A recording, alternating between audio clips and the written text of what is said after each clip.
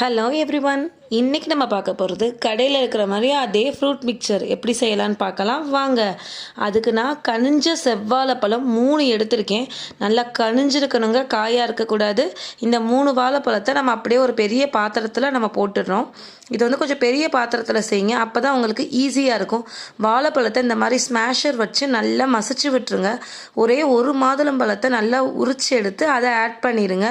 மாதுளம்பழம் ஆட் பண்ணதுக்கப்புறம் apple add பண்ணுறோம். நான் ஒரு ஆப்பிள் எடுத்திருக்கேன், அதை ஃபைனாக நறுக்கியிருக்கேன். நான் இந்த மாதிரி நீங்கள் நறுக்கிக்கலாம். வேறு என்னென்ன ஃப்ரூட்ஸ் இருக்கோ உங்ககிட்ட, கிரேப்ஸ், பைனாப்பிள், பப்பாயா, வாட்டர்மெலன், உங்களுக்கு என்னென்ன ஃப்ரூட்ஸ் இருக்கோ நீங்கள் எந்த ஃப்ரூட்ஸ் வேணாலும் இதில் ஆட் பண்ணிக்கலாம். இப்போது நம்ம வந்து சர்பத் ஆட் பண்ண போகிறோம்.